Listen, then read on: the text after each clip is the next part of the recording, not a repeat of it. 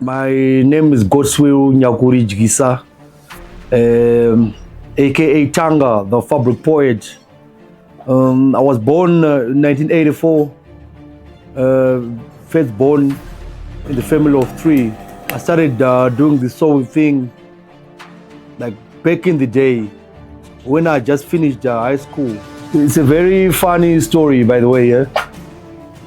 I think we were back in high school, I think Form 4 or so. There used to be a rugby tournament in Kochko. I think they're still doing it today. And then the Kochko about Prince Edward. So chakaende pa rugby tournament papo. Then I was a big fan of hip hop music. I loved Wu-Tang Clan on. So I saw Mfana. Akaroa magia Wu-Tang, t-shirt ya Wu-Tang, nigga sweatband, kakene some embroidery ya Wu-Tang. I went green with envy. But shit, there was no any way we could get that things on. So that day ndakaenda pa den, then ndatora ka woolen edge, then check out the top ya woolen edge, then it became a sweatband. Then I started to figure out how can I embroider the Wu-Tang logo. So I tried nemawoko nitsono chidai zviramba nchidudunura chidai. So I actually spent the whole night trying to do that. Zvakasvika makusena akaUtenga angatobuda on. It took me hours. So that's how I started this song thing. So when I went out ndakarwa sweatband rere, everyone was like, shit, wakarwa no chengesero. Then now ndachaka kureproduce atumwe. Njirowa, that was a slow process. You and I on. Then ndapinda macape, ma half cape on. So my half cape ndo ndakanyatsotsanga kuti ndakutanga kuexperimenta nemshini. Because inini moms yangu yanga yacheka mshini like way back. But wanga sikaushandise, so wanga wangositokwa mu room mangu. So I started experimenting nemshini. Ndichama try and error ndichitaiso nemshini. Kusvika ndakutomaster 1 or 2. Kusvika ndakutorova. Then I was reproducing to my cape todo on. Ndopakatanga kunyazotenderera, ndakunyazorova ndakuita maorders. Then ndazopinda muti mabag. Panachingoti mabag so my string bag. I told ndotoka kutoita mad. Everyone else pachikoro. By that time ndandapedza high school. So ndandakamirira results, pekuti results pepe. I was producing to my bag choto zvokuti pachikoro. Like in Warren Park, everyone else munhu wese anga inawo kabhegi kako ona. Ipapo ndopa ndakatanga kunyazokuproducer commercial, ndakunyazorova ona. Kuti mabhegi toto like everyone else said that. Saka ndopa ndakaita label rangu rekutanga rendi Flash Cube. So like to my bag toto, everyone had Flash Cube bag. Vanhu vese to my cape. Then after that ndopa ndakazotanga kunyazo experimenta ne like proper clothing chaiyo. Ndakugadzira mavela tracksuits. Ainetsa kudhara kwekwe ndichanyorwa kuti Flash Cube. Ipapo zvatongoita official kuti I'm now into this sewing designing thing. Yeah, so we also do like the national fabric really. There are a lot of like those politicians, celebrities.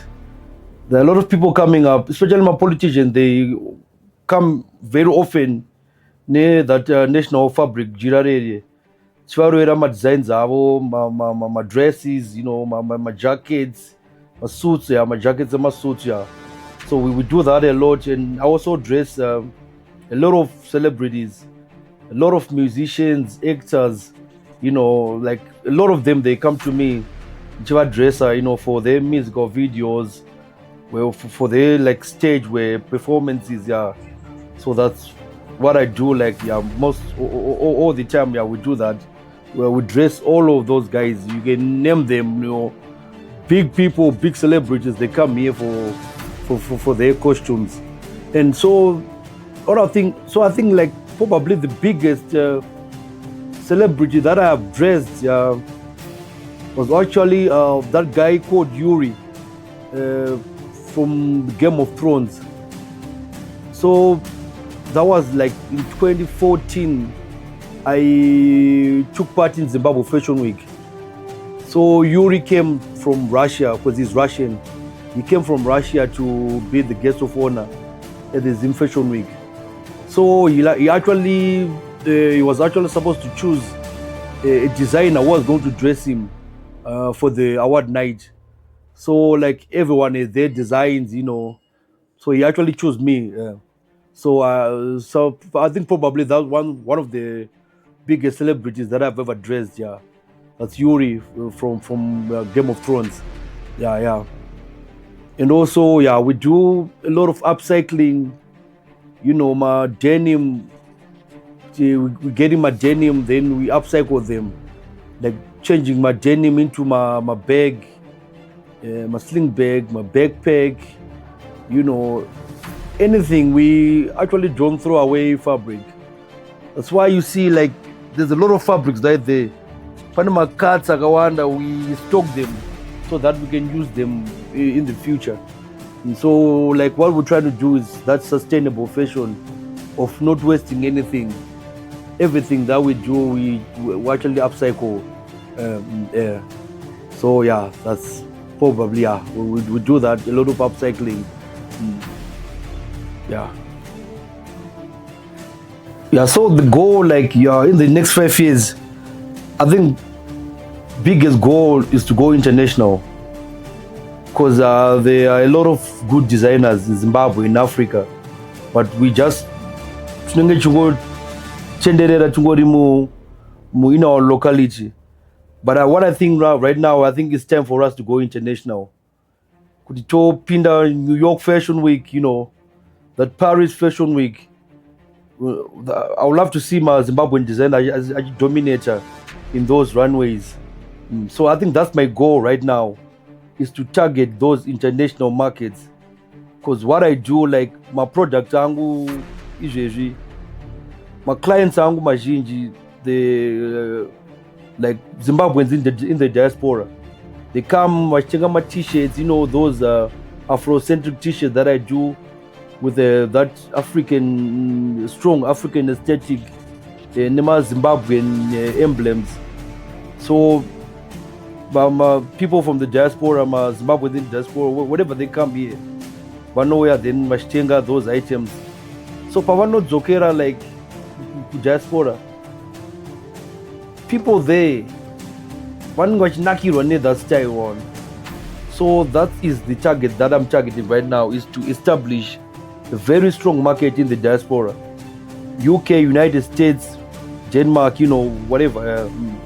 So that's the main goal that we are like targeting, to bring that African, that Afrocentric aesthetic to the Europeans, but they love it a lot. Yeah, I'm the fabric poet. So how the fabric poet started, I think that was my time here Haifa. Like I don't remember, like back in the days. This white lady, she saw like the designs that I had, and then she was like, "What's this?" Because Pamba must teach, she said there's a story behind it. It's more of a happy story. It's something poetic. So that's how the fabric poet started. So it's just the story. Even if you look at the designs, it's a story. You can actually see there's something going on, but sometimes you may not interpret it.